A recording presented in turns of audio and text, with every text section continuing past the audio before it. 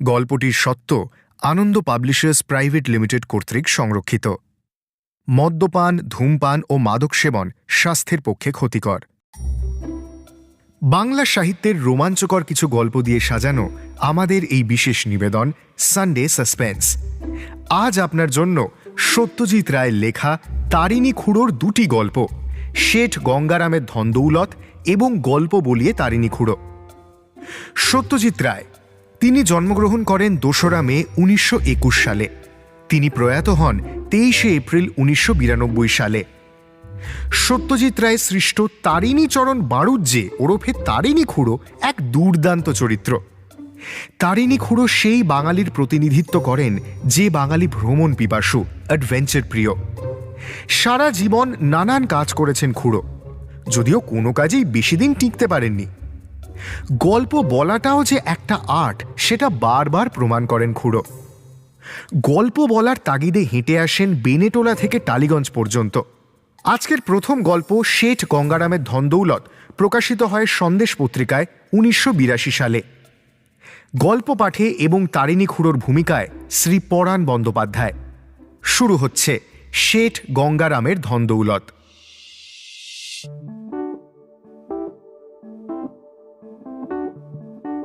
আমার এখন যে চেহারা দেখছিস তা দেখে আমার ইয়াং বয়সের চেহারা তোরা কল্পনাই করতে পারবি না। কিরকম চেহারা ছিল আপনার খুড়ো? জিজ্ঞেস করলো ন্যাপলা। ধর্মেন্দ্রর মতো? যা যা, ওরকম ন্যাশপাতি মার্কা চেহারা আমার নয়।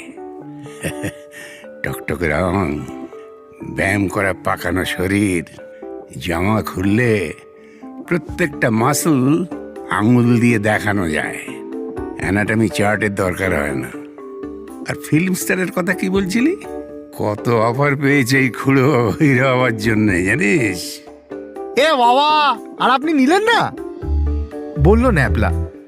অবশ্যই তখন তো মনে হয় সাইলেন্ট ছবি, তাই না? কে বললে সাইলেন্ট? আমি বলছি স্বাধীনতার কয়েক বছর আগের কথা।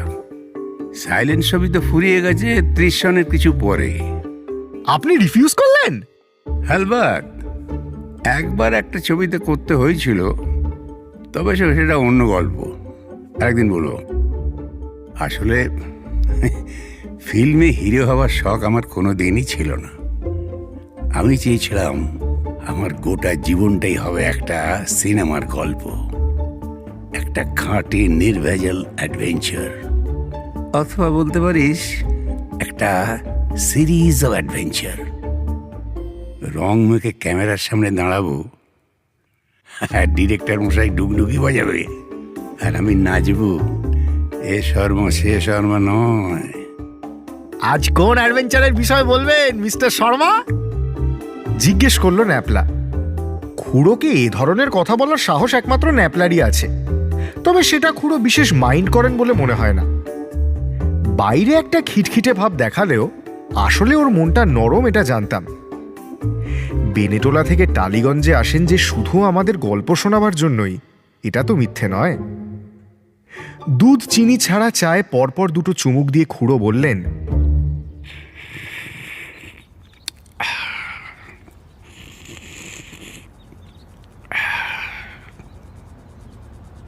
1944-এ আজমির। তখন আমার বয়স 28। আমরা 5 জন, আমি, ভুলু, চটপটি, সুনন্দ আর ন্যাপলা গল্পের জন্য রেডি হয়ে বসলাম। চা শেষ করে একটা এক্সপোর্ট কোয়ালিটি বিড়ি ধরিয়ে খুড়ো আরম্ভ করলেন।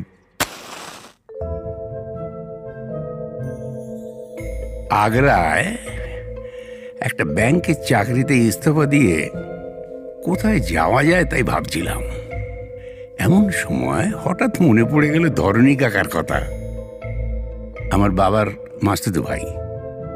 তিনি জয়পুরে হোমিওপ্যাথিক করে বেশ পসার জমিয়ে বসেছেন। রাজস্থানটা দেখা হয়নি, অথচ ছেলেবেলা থেকেই ওই দেশটার উপরে একটা আকর্ষণ রয়েছে। মনে হয় ভারতবর্ষে ওটাই সত্যিকারের রোমান্স ও অ্যাডভেঞ্চারের ঘাঁটি। চলে গেলুম কাকার কাছে।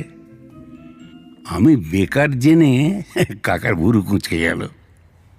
বললেন, তোর মতো একজন জোয়ান ছেলে ফ্যা করে ঘুরে বেড়াচ্ছে, এটা আমি বরদাস্ত করতে পারি না। আজমির যাবি? কি আছে সেখানে?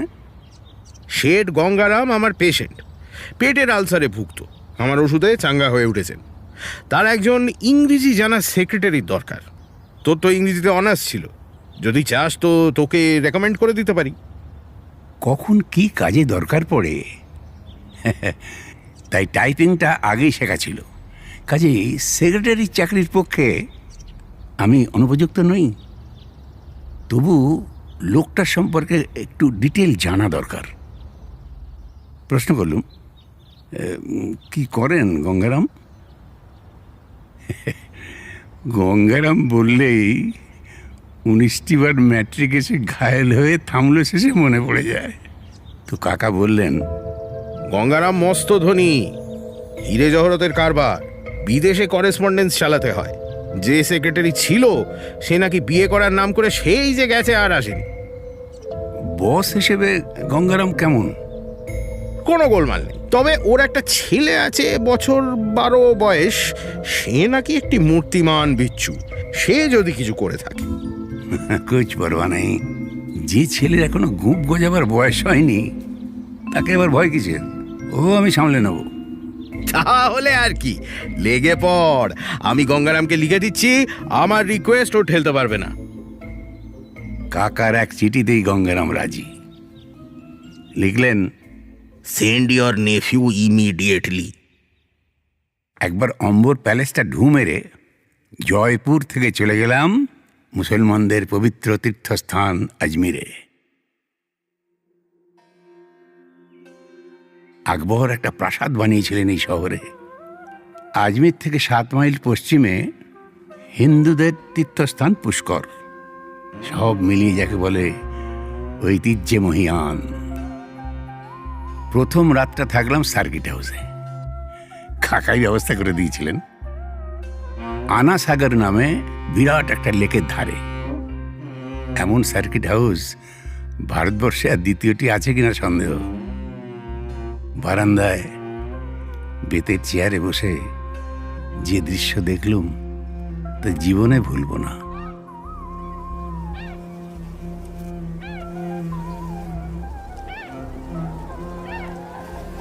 হাজার হাঁস চড়ে বেড়াচ্ছে লেকে। পশ্চিমে তারাগড় পাহাড়, তার পেছনে টেকনিক্যালের ছবির মতো সানসেট হচ্ছে। শেঠ গঙ্গারামের গদি এবং বাসস্থান শহরের মধ্যিখানে হলেও বাড়ির ভেতরে একবার ঢুকে পড়লে সেটা আর বোঝার জো থাকে না। 27 বিঘে জমির উপরে বাড়ি, আর সেটাকে ঘিরে দুর্গের মতো পাঁচিল। 250 বছরের সোনাদানার ব্যবসা। ঘরে যে কত মহামূল্য রত্ন আর গয়নাগাটি আছে তার হিসেব নেই। সেই জন্যেই এই পাঁচিলের ব্যবস্থা। যদিও তাতেও 16 আনা সেফটি হয় না, সেটা পরে বুঝেছিলাম। তবে সে কথা যথাস্থানে প্রকাশ্য। গঙ্গারামের সাথে গদিতে সকালে দেখা করলুম। ভদ্রলোকের বয়স 60-65। ঘি খাওয়া নধর পরিপুষ্ট চেহারা। একবার বসে পড়লে উঠতে গেলে পাশের লোককে হাত ধরে হেল্প করতে হয়। আমায় দেখে প্রথম প্রশ্ন হলো, আর ইউ এ বেঙ্গলি? এই প্রশ্নের অবশ্য একটা কারণ আছে, সেটা এখানে বলি। আগ্রায় থাকতে একদিন ব্যাংকে এক খদ্দের আসে। ভদ্রলোকের চেহারা এমনিতেই ভালো, তার উপরে একজোড়া তাগড়াই গোঁফ। তাতে এমন এক পার্সোনালিটি এনে দিয়েছে, দেখেই আমি ডিসাইড করলুম ও জিনিস আমারও চাই। 2.5 মাস লেগেছিল গোঁপের ওই শেপ নিতে। মাঝখানটা ভরাট আর পুরু, আর দুটো পাশ যেন দুটো হাতির সুর সেলাম ঠুকছে। কলকাতার বাঙালিদের মধ্যে থেকে গোঁপ জিনিসটা প্রায় তখন উঠে গেছে, কিন্তু পশ্চিমে অনেকেই ওটার খুব তোয়াজ করে। রাজস্থানে তো কথাই নেই। তো শেঠজিকে বললুম, আমি বঙ্গ সন্তানই বটে, গোঁপটা নেহাত শখের ব্যাপার। ইংরেজিটা তো মোটামুটি বলতেই পারতুম। 2 বছর আগ্রায় থেকে হিন্দিটাও সড়গড় হয়ে গেল। তার উপরে আদব কায়দাগুলো রপ্ত, স্বাস্থ্য ভালো, সব মিলিয়ে গঙ্গারাম খুশি হলেন। বললেন, আমার বাড়িতে তুমি থাকবে, ও সকালে বিকেলে আমার কাজ করবে, দুপুরটা আমি ঘুমাই, আর সাঁঝের বেলা তুমি আমার ছেলে টিউশনই করবে। ছেলে চালাক আছে, তবে পড়াশোনায় মন নেই। ও বহুত বদমাশ লড়কা হ্যাঁ। সঙ্গত সে নষ্ট না হয়ে যায় সেটা তোমাকে দেখতে হবে। হ্যাঁ, উপযুক্ত পারিশ্রমিক আমি তোমাকে দিব। তবে একটা কথা, আমরা নিরামিষ খাই। মাছ মাংস খেতে চাইলে তোমাকে বাহার গিয়ে খেতে হবে। অবশ্য শাক সবজি, ফল মূল, দুধ মিষ্টি যদি তোমার অরুচি না হয়, তাহলে বাইরে যাওয়ার কোনো দরকার হবে বলে আমার মনে হয় না। নিরামিষ শুনে গোড়ায় মনটা দমে গেছিল, কিন্তু শেঠজির বাড়ির নিরামিষ রান্না এমনই সুস্বাদু। আর বাড়ির গরুর খাঁটি দুধের মালাই এমন কোয়ালিটি, মাছ মাংসের অভাব মিটিয়ে দিয়েছিল। গঙ্গারামের সব শুদ্ধ 7 ছেলে, তার মধ্যে 2টি অল্প বয়সেই মারা গেছে, 2টি আর্মিতে, 2টি বাপের ব্যবসায় যোগ দিয়েছে, আর ছোটটি হলেন শ্রীমান মহাবীর বিচ্ছু। আমার সঙ্গে কথা বলে গঙ্গারাম ছেলেকে ডেকে পাঠালেন। সে এলে পর আমার পরিচয় দিয়ে বললেন, ये हैं तुम्हारे नए मास्टर, जाओ इनको इनका कमरा दिखा के आओ। এমন অস্থির চোখের দৃষ্টি আমি কোনো ছেলের মধ্যে দেখিনি। আর সেই সঙ্গে এমন তীক্ষ্ণ ঝিলিক, সে যে বিচ্ছু তাতে সন্দেহ নাই, কিন্তু সেই সঙ্গে তার বুদ্ধিও যে খুব ধারালো সেটা বোঝা যায়। গদি থেকে বাড়ির ভেতরে ঢুকে একটা প্রকাণ্ড উঠোন পেরিয়ে একটা প্যাসেজের মধ্যে দিয়ে আর একটা উঠোনে পৌঁছলাম। তারই পাশে বারান্দার ধারে একটা ঘরে নিয়ে গিয়ে আমাকে হাজির করল মহাবীর। বোঝাই যাচ্ছে এটা শীষমহল জাতীয় একটা কিছু ছিল, কারণ ঘরের সারা দেয়াল আয়নার টুকরো দিয়ে মোড়া। আমাকে পৌঁছে দিয়েই মহাবীর যে কেন চম্পট দিল সেটা মিনিট খানেকের মধ্যেই বুঝতে পারলুম। ঘরের মেঝেতে 2টি এবং খাটের ওপরে একটি জ্যান্ত বিছে অবস্থান করছে। মেঝের 2টি তেঁতুলে আর খাটের ওপরেরটি একেবারে খোদ কাঁকড়া বিছে। শেষেরটি আপাতত খাটের মধ্যেখান থেকে বালিশ লক্ষ্য করে এগোচ্ছে। আমি জানি মেঝের 2টি চেহারাতেই যা ভয়ের উদ্রেক করে, কামড়ে বিষ নেই।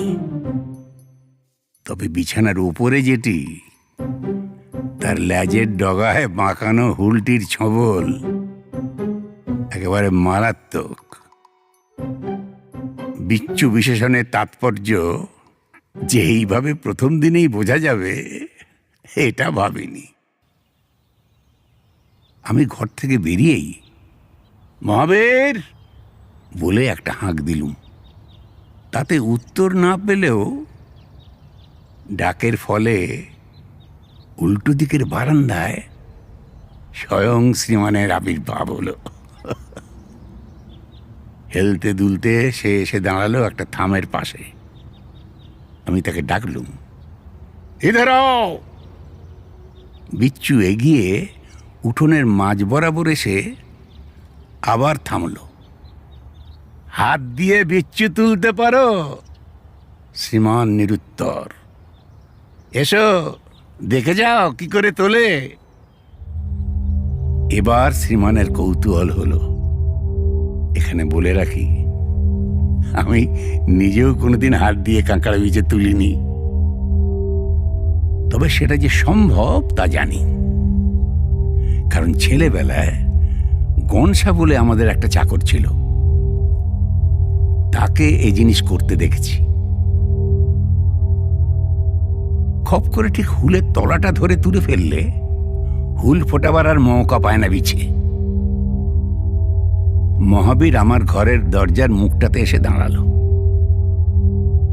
আমি দম টেনে এক বুক সাহস নিয়ে দুগ্গা দুগ্গা বলে এক বলে খাটের উপর থেকে ল্যাজ ধরে বিছেটাকে তুললুম। তারপর সেটা দু আঙুলে ঝুলিয়ে মহাবীরের মুখের কাছে নিয়ে গিয়ে বললুম, এই বিছেগুলোকে বাইরে ফেলে আসার জন্য একটা পাত্র নিয়ে এসো তো। আর দেখছই তো, আমার যখন ভয় নেই, আমাকে ভয় দেখিয়ে কোনো মজা নেই। মহাবীর 1 মিনিটের মধ্যে একটা কাঁচের বয়াম নিয়ে এলো। তার ভেতরের দেয়ালে লাড্ডুর গুঁড়ো লেগে রয়েছে।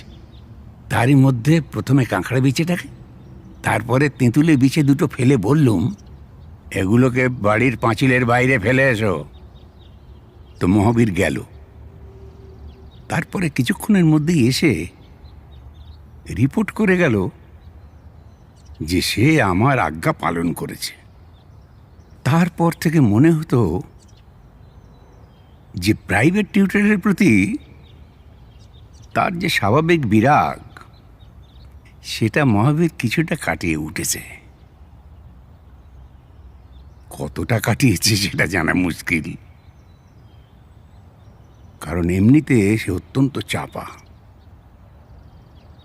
পেটে বোমা মারলেও মনের আসল ভাব সে প্রকাশ করবে না। কিন্তু ছেলেটি অত্যন্ত চৌখস। কাজেই লেখাপড়ায় যাতে তার মন বসে, সে চেষ্টা আমাকে করতেই হবে, তাতে সফল হই বা না হই। দুষ্টুমি বন্ধ করার চেষ্টা আমি করিনি, কারণ আমি জানি সেটা মাঠে মারা যাবে। তেঁদেড়ামোর দৌড় যে কতখানি, সেটা একদিনের ঘটনা বললেই বুঝতে পারবে। গঙ্গারামের বাড়িতে 4টে ঘোড়া, 6টা উট। একদিন সকালে মনিবের চিঠি টাইপ করছে গদিতে বসে। এমন সময় হঠাৎ সমস্বরে অনেকগুলো উটের আর্তনাদ শুনে আঁতকে উঠলুম।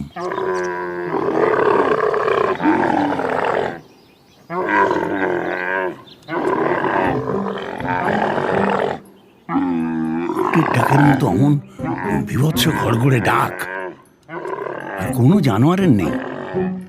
কৌতূহল হওয়াতে বাইরে বেরিয়ে দেখি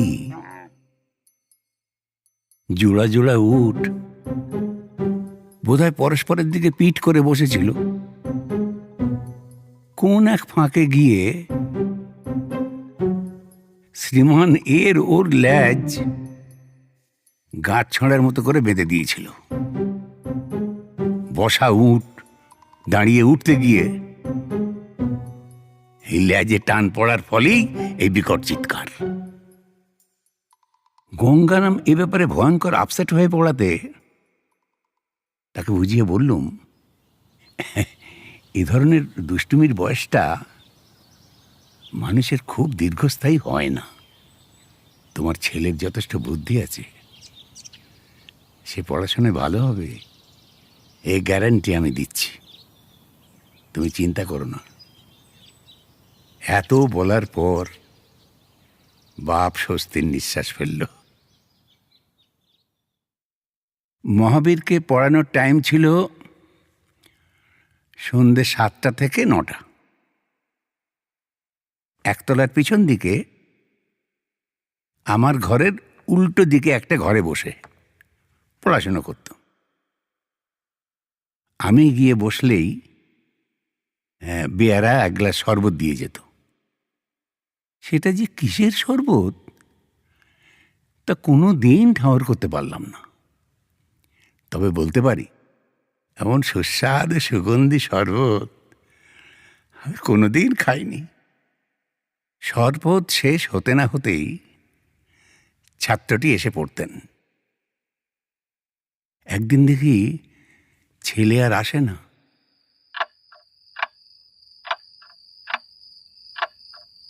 আমি ঘড়ি দেখছি থেকে থেকে, 20 মিনিট হয়ে গেল, 25 মিনিট, 1 ঘন্টা, তবুও সে আসে না। দেরির কি কারণ হতে পারে আমি বুঝতে পারছি না। এমন সময় হঠাৎ শ্রীমান এসে হাজির। কি ব্যাপার বলে তো? তাকে জিজ্ঞেস করলাম, এত দেরি কেন? তোমায় একটা জিনিস দেখাবো তাই। বাবার নেশা পুরোপুরি না হলে ট্যাগ থেকে চাবি বার করতাম কি করে? সর্বনাশ! বাবার ট্যাঙ্ক থেকে চাবি? শেঠজি যে গাঁজা জাতীয় একটা জিনিস সেবন করেন সন্ধেবেলা, সেটা জানতাম। এটা কিসের চাবি? সিন্ধুকের। তারপর পকেট থেকে একটা জিনিস বার করে টেবিলের উপরে রাখলো। ল্যাম্পের আলোয় সেটার চোখ ধাঁধানো ঝলসানি আমায় থমকে দিল। জিনিসটা একটা সোনার লকেট। সাইজটা অনেকটা ওই ক্যারামের স্ট্রাইকারের মতো। মাঝখানে একটা আদুলি প্রমাণ সবুজ মণি, নির্ঘাত মরকত কিংবা পান্না। তাকে ঘিরে আছে হীরের বলয়, আবার তাকে আবার ঘিরে আছে সোনার সূক্ষ্ম কারুকার্যের মধ্যে বসানো চুনি আর পান্না। জাহাঙ্গীর বাদশার জিনিস ছিল এটা। 20 লাখ টাকা দাম।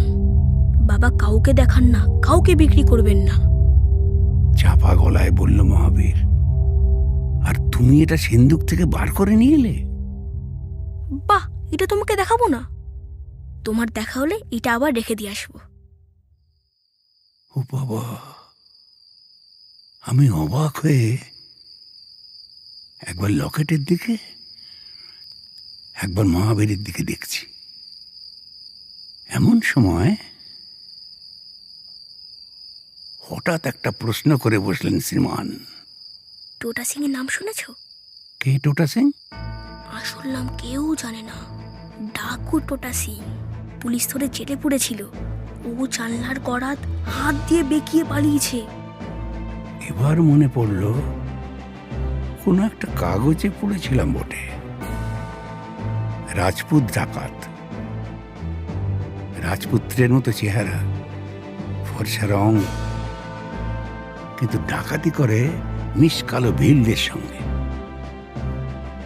ভারী রহস্যময় চরিত্র। পুলিশ জেরা করেও কিছু জানতে পারেনি। দুর্ধর্ষ সাহসী আর বন্দুকের অভ্যর্থ নিশানা। গায়েও নাকি প্রচন্ড শক্তি। হঠাৎ টোটা সিং এর কথা জিজ্ঞাসা করছো কেন? আমাদের বাড়িতে ডাকাত এলে ভীষণ মজা হবে। আমি তো বললাম, এসব কি বলছো তুমি? গোলাগুলি চলবার মজা হবে না? এসব কথা বলো না মহাবীর। যদি লোক খুন হয় সেটা কি খুব ভালো হবে? মহাবীর আর কিছু বলল না। তার উৎসাহের সঙ্গে আমার উৎসাহ মেলাতে পারলাম না বলে বোধহয় সে কিছুটা হতাশ হলো। তাকে লকেটটা দিয়ে বললাম, যাও এটা রেখে এসো বাবা সিন্ধুকে। মহাবীর বাধ্য ছেলের মতো লকেটটা নিয়ে বেরিয়ে গিয়ে আবার 5 মিনিটের মধ্যেই ফিরে এলো। সেদিন আর তেমন জমিয়ে পড়াশোনা হলো না জানিস। রাত্রিরে শুয়ে শুয়ে ওই লকেটটার কথা আর সেই সঙ্গে কি বিপুল ধন দৌলতের মধ্যে রয়েছি আমি, সেই কথাটাই ভাবছিলাম। আমার ঘরের ওপরেই শেঠ গঙ্গারামের ঘর। শেঠজির ইনসমনিয়া, রাত 2:30-3টের আগে ঘুম আসে না। নেশার ফলে সন্ধ্যে 7টা নাগাদ একটা তন্দ্রার ভাব আসে, তারপরে 10টা থেকে একেবারে সজাগ। এই ব্যারাম হোমিওপ্যাথিতে সারেনি, তাই শেঠজি অ্যালোপ্যাথির ঘুমের বড়ি খান। কিন্তু যতক্ষণ না ঘুমের আমেজ আসে ততক্ষণ ঘরে পায়চারি করেন। তার পদধ্বনি আজ শুনতে পাচ্ছি আমার মাথার উপর। ক্রমে সেই পায়ের শব্দ থেমে গেল, কিন্তু আমার চোখে ঘুম নেই। ঢং ঢং করে গদির ঘরের জাপানি দেয়াল ঘড়িতে 2টো বাজল।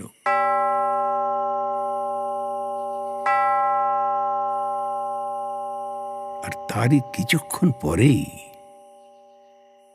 মাথায় আকাশ ভেঙে পড়ল। একে টেলিপ্যাথি বলবো কিনা জানি না, আজই সন্ধ্যায় ডাকাতির কথা হলো, আর আজই ডাকাত পড়ল শেঠ গঙ্গারামের বাড়ি। প্রথমে সন্দেহ হলো কুকুরের ঘেউ ঘেউ শুনে, তারপরে ঘোড়ার চিন, আর উটের পরিত্রাহী আর্তনাদ, তারপর হই হল্লা।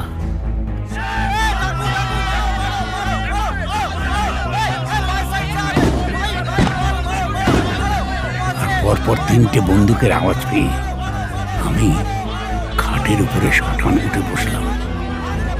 ঘর থেকে বারান্দায় বেরোবো কিনা ভাবছি।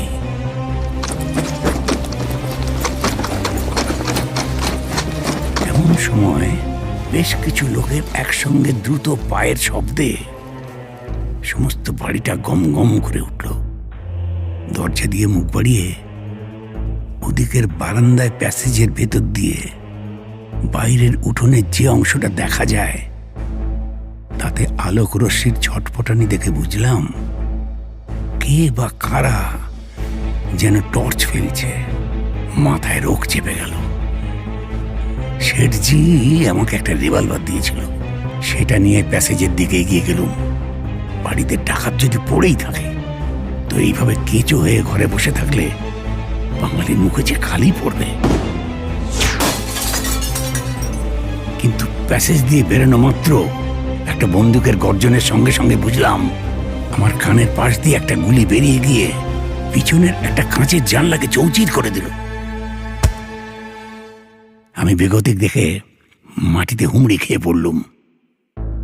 গোলাগুলি চললে এইটাই যে প্রশস্ত পন্থা এটা আমার জানা ছিল। তাও উপর অবস্থাতেই হাত বাড়িয়ে রিভলভারের ঘোড়া টিপে একজন বন্দুকধারীর দিকে আমি গুলি চালিয়ে দিলুম।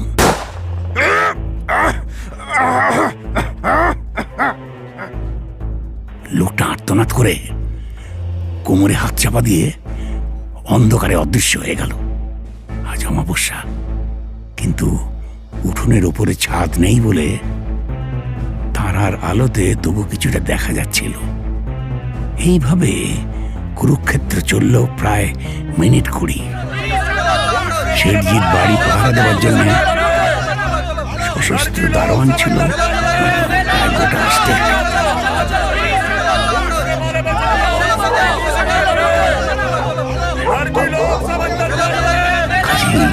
যুদ্ধ যে শুধু একতরফাই ঘটেছে তা নয়। ক্রমে হল্লা, আর্তনাদ, শব্দ, পায়ের শব্দ ইত্যাদি সব কিছু থামার পর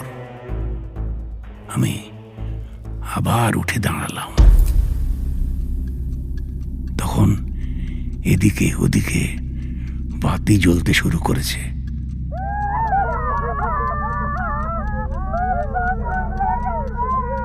উপর থেকে মেয়েদের গলায় ঘোর বিলাপ ধ্বনি শোনা যাচ্ছে। যতদূর মনে হয় রেড সাকসেসফুল। কোন দিকে যাব বুঝতে পারছি না। এর ঠিক মিনিট খানেকের মধ্যেই মহাবীর দৌড়ে নেমে এলো দোতলা থেকে। সে আমার ঘরেই যাচ্ছিল। মাঝপথে আমাকে দেখে থেমে গিয়ে পাকা খবরটা দিয়ে দিল, টোটা সিং এর ডাকাতের দল বিস্তর ধনরত্ন লুট করে নিয়ে চলে গেছে, ইনক্লুডিং শেঠজি সিন্দুক খুলে জাহাঙ্গীরের লকেট। শেঠজি নাকি নিজে বিপদ বুঝে গিন্নি ও মহাবীরকে নিয়ে ছাতে গিয়ে গা ঢাকা দিয়েছিলেন। তার দুই ছেলে প্রতাপ ও রঘুবীর বন্দুক নিয়ে ডাকাতদের বিরুদ্ধে রুখে দাঁড়িয়েছিল। দুজনেই জখম। এছাড়া দুটি প্রহরী মরেছে, আরেকটির পায়ে গুলি লেগেছে। কিন্তু এখানেই গল্পের শেষ নয় নাবলা। পুলিশে ডায়েরি ইত্যাদি যা করবার সে তো হলোই। এখানে বলে রাখি, শেষ পর্যন্ত ইন্সপেক্টর যশবন্ত সিং এবং তার দলের লোকেরা জাহাঙ্গীরের লকেট সমেত চোরাই মালের অধিকাংশই উদ্ধার করেছিলেন। ডাকাত দলের 7 জন ধরা পড়েছিল, তবে টোটা সিং উধাও। কিন্তু এসবের আগে আমাকে জড়িয়ে যে ঘটনাটা ঘটল তার জন্য আমি মোটেই প্রস্তুত ছিলাম না। ডাকাতির 2 দিন পরের সন্ধ্যাবেলা ছাত্র পড়ানোর ঘরে গেছি যথারীতি 7টার সময়। শরবত খাওয়া হয়ে গেছে। এমন সময় অনুভব করলাম মাথাটা কেমন যেন ঝিমঝিম করছে। ছাত্র তখনও আসেনি। এদিকে ক্রমেই বুঝতে পারছি যে চোখের সামনের জিনিসগুলো দেখতে যেন রীতিমতো কষ্ট করে দৃষ্টি ফোকাস করতে হচ্ছে। কি যে হলো কিছুই বুঝতে পারছি না। শুধু এইটুকু বুঝছি এই অবস্থায় পড়ানো অসম্ভব। এমন সময় শ্রীমান মহাবীর সিং এর প্রবেশ। তার হাতে একটা হ্যান্ডবিলের মতো দেখতে হলদে কাগজ। অবাক হয়ে দেখলাম তাতে আমারই ছবি। টোটা সিং, বলল মহাবীর, তার চোখ জলজল করছে। টোটা সিং? কি বলছে ছেলেটা পাগলের মতো? স্পষ্ট দেখছি আমার ছবি। সেই গোঁপ, সেই জুলপি, সেই নাক, সেই চোখ। টোটা সিং, আবার বলল মহাবীর, ঠিক তোমার মতন দেখতে। রাস্তার দেয়ালে দেয়ালে ছবি আটকে দিয়েছে। ধরে দিতে পারলে 2000 টাকা পুরস্কার। আমি সেই অবস্থাতেই কাগজটা ওর হাত থেকে নিয়ে চোখের একেবারে সামনে এনে নিচের লেখাটা পড়ার চেষ্টা করলুম। বড় করে লেখা, টোটা সিং। নামটা পড়তে কোনো অসুবিধে হলো না। আর সেই সঙ্গে ছবির মাথার উপরে লেখা, রিওয়ার্ড ₹2000। পুলিশ তোমায় ধরতে আসবে। কিষানলাল বলল পুলিশকে বলে দেবে তুমি এখানে থাকো। ও দেখেছে দেয়ালের ছবি। কিষানলাল শেঠজির দোকানের একজন কর্মচারী। লোকটা যে খুব সুবিধের নয় সেটা আমার কয়েকবার মনে হয়েছে। তোমার জেল হবে। আমার জেল হলে সে যেন রেহাই পায়, এমনই তার ভাব। এই অদ্ভুত প্রায় বেহুশ অবস্থাতেও বুঝতে পারলুম এ ছেলেকে আমি বশ করতে পারিনি। সে আমার প্রতি যেমনই বিরূপ ছিল তেমনই রয়ে গেছে। আমি আর চোখ খুলে রাখতে পারছিলাম না, জীবও জড়িয়ে আসছিল। তারই মধ্যে বুঝতে পারছি একটা বিশ্রী অবস্থায় পড়ে গেছি। চেহারায় যখন এতই মিল, তখন গঙ্গারামও আমাকে উদ্ধার করতে পারবেন কিনা সন্দেহ। শেষটায় হাতে হাত করা। ঘর থেকে বেরিয়ে টলতে টলতে উঠোন পেরিয়ে কোনো মতে আমার শীষমহলের বিছানায় শুয়ে পড়লাম। আর শোয়া মাত্রই অঘোরের ঘুম। পরদিন ঘুম ভাঙল পুরুষ মানুষের গলার শব্দে। ভারী গলায় কে যেন ইংরেজি হিন্দি মিশিয়ে কথা বলছেন আমার ঘরের কাছেই। আমাদের কাছে ডেফিনেট ইনফরমেশন আছে কি এ বাড়িতে সে লোককে দেখা গেছে। আমরা সার্চ করে দেখতে চাই। 26টা ঘর আছে হাভেলিতে। লুকোবার জায়গার কি অভাব আছে? আমি প্রমাদ গুনলাম। এবার গঙ্গারামের কাতর কণ্ঠস্বর শোনা গেল। আরে এ বাড়িতে টোটা সিং লুকিয়ে থাকবে আর আমি জানতে পারবো না? এটা কি করে সম্ভব হবে ইন্সপেক্টর সাহেব? দরজার বাইরে লোক। আমি বিছানায় কনুয়ে ভর করে আধশোয়া। আমার গলা শুকিয়ে গেছে, বুকের মধ্যে ধড়ফড়ানি, এখনো মাথা ভার। কাল যে কি হলো এখনো বুঝতে পারছি না। চৌকাঠ পেরিয়ে এক পা ঢুকে এলেন উর্দিপরা দারোগা। আমার দিকে এক ঝলক দৃষ্টি দিয়ে সরি বলে বেরিয়ে গেলেন। পায়ের শব্দ এবং কণ্ঠস্বর বারান্দার ডান দিক দিয়ে মিলিয়ে গেল। আমার মাথা ভোঁ ভোঁ করছে। তাহলে কি কালকের ছবিটাও মহাবীরের আর একটা বিচ্ছুমি? শুধু আমার মনে একটা প্যানিক সৃষ্টি করার জন্য? আমি বিছানা ছেড়ে উঠলাম। দেয়ালের দিকে চোখ গেল। দেয়ালে সর্বাঙ্গে আয়নার টুকরো, তাতে আমার মুখের ছায়া পড়েছে। একটা নয়, অগন্তি। কিন্তু কিন্তু এ মুখ যে বদলে গেছে। আপনা থেকেই আমার হাতটা মুখের উপরে চলে এলো। কোথায় কোথায় আমার সেই টোটা মার্কা তাগাড়ি গোঁপ? আমি যে ক্লিন শেভেন, আমার মাথার চুলের একই দশা। এই যে প্রায় কদম ছাঁট। দোরগোড়ায় দাঁড়িয়ে এখন মহাবীর সিং। তার চোখে মুখে শয়তানি হাসি। কাল শরবতে কি ছিল বলো তো? কি ছিল? বাবার চারটে ঘুমের বড়ি। তুমি ঘুমোলে পর দাদার খুর দিয়ে তোমার গোফ কামিয়ে দিই, কাঁচি দিয়ে চুল কেটে দিই, নালে তো তোমায় ধরে নিয়ে যেত। এখন ওরা বুদ্ধু বনে যাবে। হ্যাঁ? সেটাই। আমি অবাক হয়ে চেয়ে রইলাম মহাবীরের দিকে।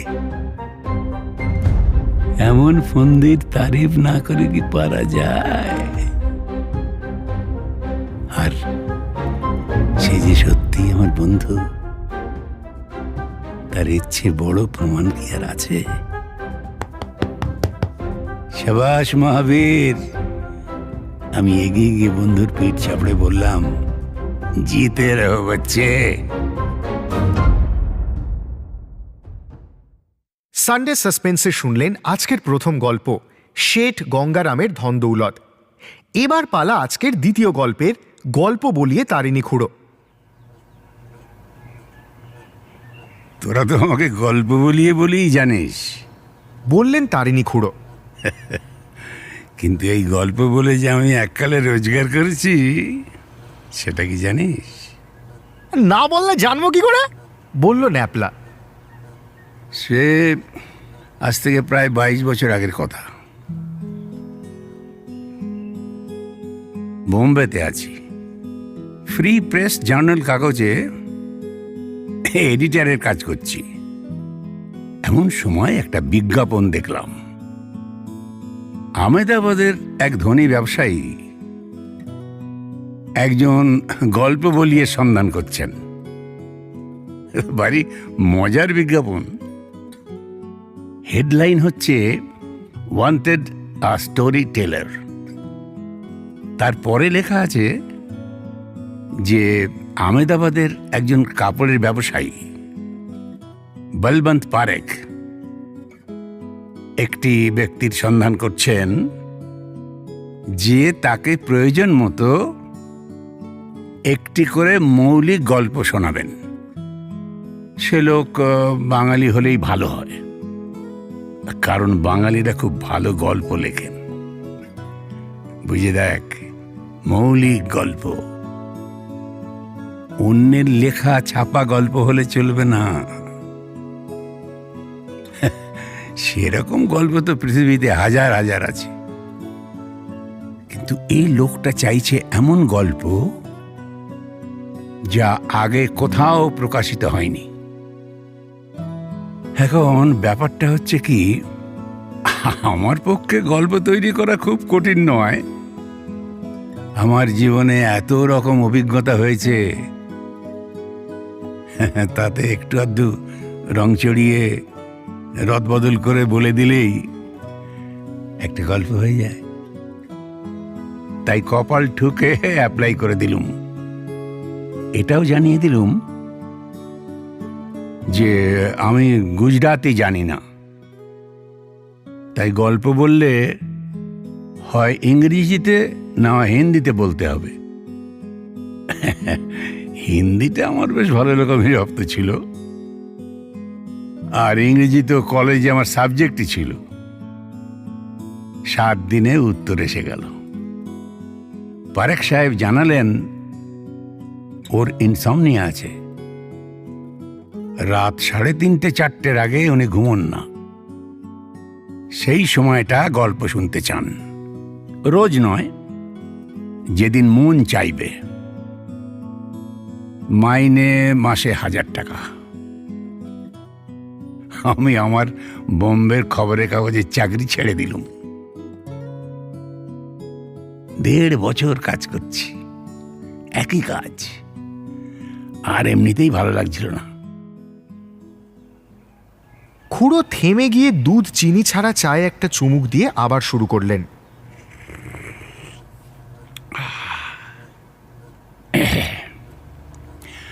আহমেদাবাদ গিয়ে জানলুম পারেখ সাহেবের কাপড়ের মিল আছে। বিরাট ধনী লোক, বাড়িটাও পেল্লায়, অন্তত 12-14খানা ঘর। তার একটাতেই আমাকে থাকতে দেওয়া হলো। বললেন, তোমার ডিউটির তো কোনো ধরা বাঁধা সময় নেই। মাঝরাত্রিরে তোমাকে ডাকবো, অন্য জায়গায় থাকলে চলবে কি করে? তুমি আমার বাড়িতেই থাকো। ভদ্রলোকের বয়স 45-এর বেশি নয়, অর্থাৎ আমারই বয়সী। 2 ভাইপো আছে, হীরালাল আর চুনিলাল। তারা কাকার ব্যবসায় লেগে গেছে। এর মধ্যে হীরালালের বিয়ে হয়ে গেছে। সে ওই বউ আর 2টি ছেলে মেয়ে নিয়ে একই বাড়িতে থাকে। খাবার ব্যাপারে আমার তো কোনো ঝামেলা নেই, তোরা তো জানিস। পারেখ সাহেব জিজ্ঞেস করলেন, তুমি কোনো স্পেশাল রান্না খাবে? আমি বলে দিলাম যে আমি গুজরাটি রান্নায় অভ্যস্ত। মোট কথা মাসখানেকের মধ্যেই বেশ গ্যাঁট হয়ে বসলাম। গল্প দেখলাম মাসে 10 দিনের বেশি বলতে হচ্ছে না। বাকি সময়টা খাতায় গল্পের প্লট নোট করে রাখতাম। ইচ্ছে করলে আমি নিজেই একজন গল্প লিখিয়ে হয়ে যেতে পারতাম, কিন্তু তাতে মাসে 1000 টাকা আয় হতো না। ভূতের গল্প, শিকারের গল্প, ক্রাইমের গল্প, সাধারণত এইগুলোই ভদ্রলোক বেশি শুনতে ভালোবাসতেন। তোরা তো জানিসই, ভূতের অভিজ্ঞতা আমার অনেক হয়েছে। তারপরে ধর রাজা রাজারদের সঙ্গে শিকারও করেছি কম না। ক্রাইমের গল্পটা মাথা থেকে বার করে বলতুম, সেটা বেশ ভালোই উতরিয়ে যেত। মোটামুটি ভদ্রলোক আমার কাজে খুশি। মাস 6 হয়ে গেছে। এমন সময় একদিন সকালে এক ভদ্রলোক পারেখ সাহেবের সঙ্গে দেখা করতে এলেন।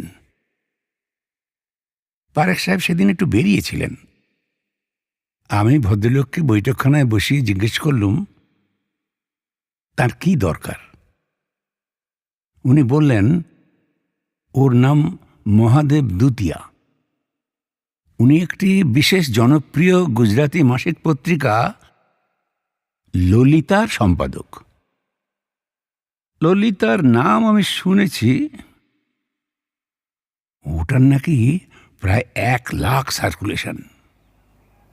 তো আমি বললাম, মিস্টার পারেখের ফিরতে 8 ঘন্টা খানেক হবে। আপনি যদি বলেন আপনার কি দরকার ছিল, আমি সেটা ওকে জানিয়ে দিতে পারি। দুতিয়া বললেন, আমি ওর কাছ থেকে গল্প চাইতে এসেছি।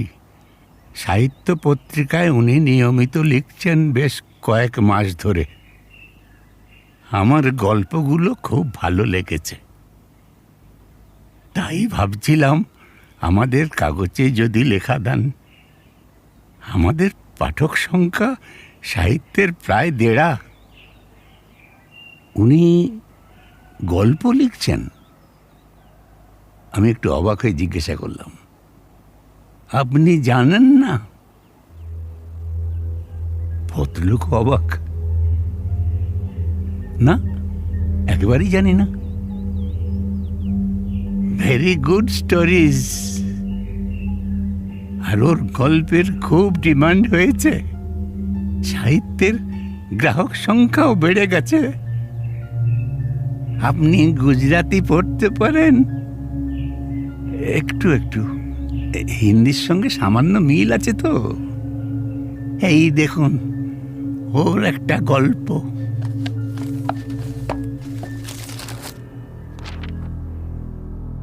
দুতিয়া একটা থলে থেকে একটা পত্রিকা বার করে একটা পাতা খুলে আমাকে দেখালো। লেখকের নামটা পড়তে কোনো অসুবিধে হলো না আমার। এই গল্প তুমি পড়েছ? সার্টেনলি, খুব ভালো গল্প। আচ্ছা, গল্পের ব্যাপারটা মোটামুটি সংক্ষেপে আমাকে বলতে পারো? দুতিয়া বললেন, এবং আমি বুঝলাম আমারই বলা একটা গল্প। ভদ্রলোকের কাহিনীকার হওয়ার শখ হয়েছে, কিন্তু নিজের মাথায় প্লট আসে না, তাই অন্যের কাছ থেকে শোনা মৌলিক গল্প নিজের বলে চালাচ্ছে। গল্প বলিয়ে বাঙালি হওয়ার প্রয়োজনটা এখন বুঝলাম। আমি গুজরাটি হলে তো অনেক আগে ব্যাপারটা জেনে ফেলতাম। এইভাবে ঘটনাচক্রে দুতিয়ার কাছ থেকে জানার কোনো প্রয়োজনই হতো না। আমি বললাম, আপনি কি বসবেন না আর একদিন আসবেন? অবশ্য আমি ওকে ব্যাপারটা বলে দিতে পারি। আমি নিজেই আসব, কাল সকালে এলে দেখা হবে কি? 11টা নাগাদ এলে নিশ্চয়ই হবে। মিস্টার পারেক একটু দেরিতে ওঠেন। মিস্টার দুতিয়া চলে গেলেন। আমি আবার মন দিয়ে ব্যাপারটা উপলব্ধি করার চেষ্টা করলাম। ব্যাপার খুব সোজা। লোকটা স্রেফ আমাকে না জানিয়ে আমার নাম ভাঙিয়ে নিজে নাম করছে। না, এর একটা বিহিত না করলেই নয়। এই জিনিস বরদাস্ত করা যায় না। অথচ লোকটাকে দেখে একবারও বুঝতে পারেনি যে সে এত অসৎ হতে পারে।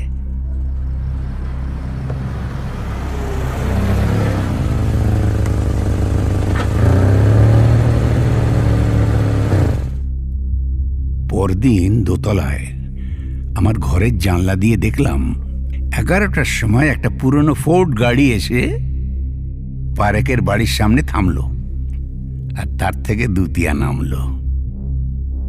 এবার থেকে ললিতা পত্রিকায় চোখ রাখতে হবে। পারেকের কোনো গল্প বেরোয় কিনা সেটা দেখতে হবে। কিন্তু এর প্রতিকার হয় কি করে? এর জিনিস তো চলতে দেওয়া যায় না।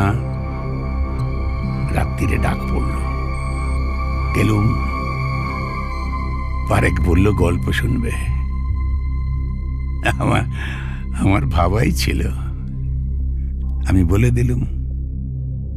গল্পের শেষে আমায় তারিফও করলো। বললে, this is one of your best. Napla, ঢুলছিস কেন? মন দিয়ে শোন। 1 মাস পরের কথা। এর মধ্যে আরো 8-10টা গল্প বলা হয়ে গেছে। একদিন সকালে পারেক বেরিয়েছে, আমি আমার ঘরে বসে আছি। এমন সময় পারেকের ভাইপো হীরালাল এসে বলল, আমার টেলিফোন আছে। আমি নিচে আপিসে গেলুম। ফোন তুলে হ্যালো বলে দেখলুম ললিতার সম্পাদক দুতিয়া কথা বলছেন। বললেন, মিস্টার পারেক নেই শুনছি? না, উনি একটু বেরিয়েছেন। বিশেষ জরুরি দরকার ছিল। আপনি কি একবার আমার অফিসে আসতে পারবেন? ঠিকানাটা টেলিফোন ডিরেক্টরিতেই পাবেন। এখান থেকে কত দূর আপনার অফিস? ট্যাক্সিতে এলে 10 মিনিটে পৌঁছে যাবেন। আচ্ছা বেশ, আমি আসছি। ললিতার অফিস দেখলেই বোঝা যায় তাদের অবস্থা খুব সচ্ছল। বেশ বড় ঘরে একটা বড় টেবিলের পেছনে দুতিয়া 3টে টেলিফোন সামনে নিয়ে বসে আছে। আমাকে দেখেই উত্তেজিত হয়ে বললেন, কেলেঙ্কারি ব্যাপার। কি হলো? মিস্টার পারেক আমাদের একটা গল্প পাঠিয়েছিলেন, চমৎকার গল্প। আমরা সেটা ছাপিয়েছিলাম। তারপর থেকে অন্তত 150 চিঠি পেয়েছি। পাঠকরা বলছে গল্পটা চুরি। এর মূল লেখক হচ্ছেন তোমাদের বাংলাদেশের শরৎচন্দ্র চট্টোপাধ্যায়। কি করি এবার? খিদে নেবলা, কি দেখছিস? না না, দুতিয়া না। তারিণী বাণিজ্যের কাছে খাপ খোলা অত সহজ নয়। সবাই তো আর দুতিয়া নয়। কি রে, মুখ গুঁড়ো করে বসে রইলি কেন? একটু চা কর। সানডে সাসপেন্সে আজ শুনলেন শেঠ গঙ্গারামের ধনদৌলত এবং গল্প বলিয়ে তারিণী খুড়ো। রচনা সত্যজিৎ রায়। গল্প পাঠে তারিণী খুড়োর ভূমিকায় এবং অন্যান্য কিছু চরিত্রে শ্রী পরাণ বন্দ্যোপাধ্যায়। কাকা, শেঠ গঙ্গারাম ও ইন্সপেক্টরের চরিত্রে দীপ। শ্রীমান মহাবীর বিচ্ছুর ভূমিকায় বিলাস দে। আংশিক গল্প পাঠে ন্যাপলার ভূমিকায় এবং গল্পের সূত্রধার অগ্নি। সমবেত কণ্ঠে মির্চি টিম। ধ্বনি পরিকল্পনা ও আবহ সঙ্গীত দীপক রায়। প্রচার অলঙ্করণ জয়েন দ্য ডটস। প্রচার পরিকল্পনা অগ্নি। কার্যনির্বাহী প্রযোজনা অরুণিমা দে। সহযোগিতায় সৃষ্টি, অভিজ্ঞান এবং অর্ণব। শব্দগ্রহণ ও পরিচালনা অগ্নি। সমগ্র পরিকল্পনা ও পরিচালনায় ইন্দ্রাণী। মির্চির তরফ থেকে আন্তরিক ধন্যবাদ শ্রী সৌরজিৎ হালদার এবং শ্রী বিলাস দেকে আমাদের পাশে থাকার জন্য। শেষ হল শেঠ গঙ্গারামের ধনদৌলত এবং গল্প বলিয়ে তারিণী খুড়ো। সানডে সাসপেন্স আপনি শুনতে পারেন শুধুমাত্র আমাদের ইউটিউব চ্যানেল youtube.com/mirchi বাংলায় এবং গানা অ্যাপে।